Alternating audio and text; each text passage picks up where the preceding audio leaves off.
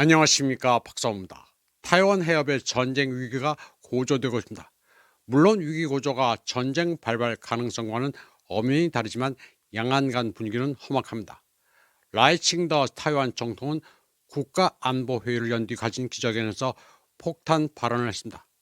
그는 취임식에서 량안 후보 리수, 양안은 서로에게 예속되지 않는다는 말로 중국을 자극했는데 이번에는 더 나갔습니다. 중국을 아예 징와의敌对势리, 해외 적대 세력이라고 규정했습니다. 그동안 양안은 구의 공식에 따라 언젠가는 통일될 것이라는 전제에 서로 국호 표기만 달리한다는 스탠스를 지켜왔습니다. 그런데 양안을 서로 남남이라고 한 데다 중국을 적대 세력이라고 했으니 중국은 펄펄 뛰면서 스스로를 태울 불장난을 하고 있다고 맹비난했습니다. 타이완 독립을 노골적으로 밝힌 데다 전쟁의 위험도 감내하겠다는 바람입니다. 라이칭더는 정부가 공무원들에게 그런 방침의 교육을 강화하고 지방에서 정부 시책 홍보를 늘리라고 지시했습니다. 라이칭더는 또 타이완 연예인들이 중국 본토에서 활동하는 데 대해서도 지도와 감독을 강화하라고 했습니다. 올해 초부터 많은 타이완 연예인들과 예술가들은 통일에 대한 지지를 공개적으로 표명했는데 여기에 대해 라이칭더 정권은 제동을 걸려하고 있습니다. 그리고 타이완인들의 중국 관광도 억제하려고 했습니다. 라이칭더 정권은 중국 공산당의 통일 전략 전술에 대응해야 한다고 주장하고 있습니다. 그러나 중국은 오히려 체제 경쟁에서 이겼다면서 타이완인들이 직접 대륙을 경험해보고 어느 쪽이 나은지 판단해 보라는 스탠스입니다.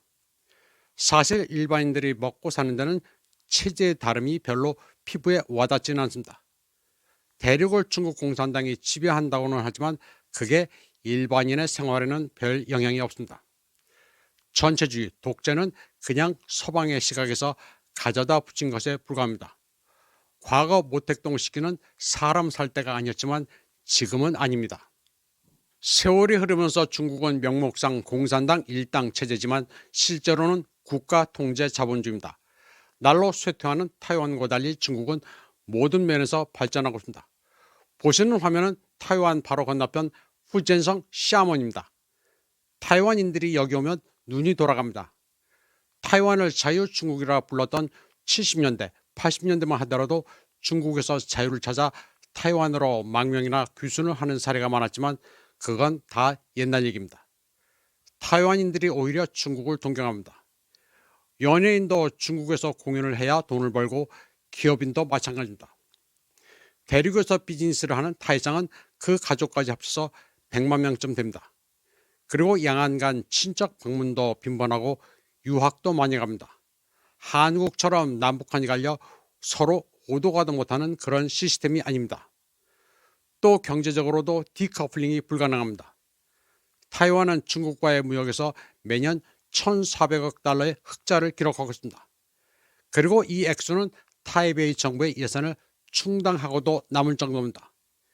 데이터에 따르면 전년 대비 300% 증가한 미국의 대타이완 무기 판매 총액이 82억 달러니까 무역 흑자로 타이완이 중국에서 번 돈이 얼마나 큰지를 알 수 있습니다. 돈을 중국에서 번 타이완이 미제 무기를 사들여 적대시하니 중국으로서는 분노할 만도 합니다. 그런데 이번에 라이칭더는 결정적으로 유사시 군법 재판을 실시한다는 정책을 발표했습니다. 한 달 안에 법안을 제출한다는 방식입니다.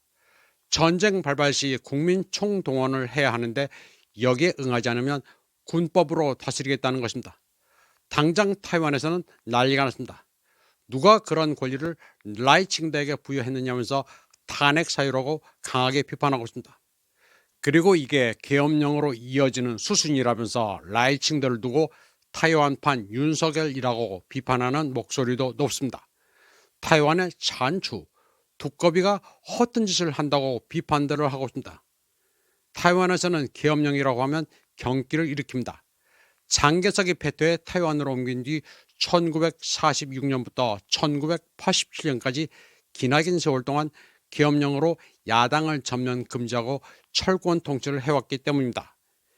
양안 간 민간 교류가 확대되면서 중국 신분증을 발급받는 사례가 늘자 민진당 당국은 공무원들에게 대륙 신분증을 받지 않겠다는 서약을 요구했습니다.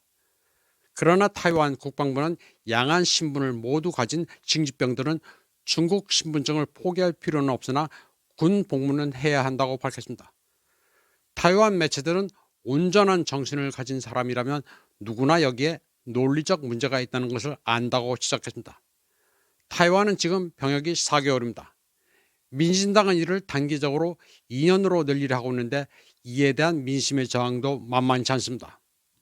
이런 가운데 US 아미 워 칼리지가 실시한 전쟁 시뮬레이션에서 미국이 타이완을 버리는 것으로 드러나 충격을 주고 있습니다.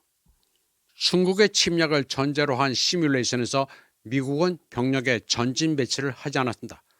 화면에서 타이완 남부에 빨간 점 하나가 있을 뿐인데 이는 수십 명 규모의 미 해병 훈련 요원입니다.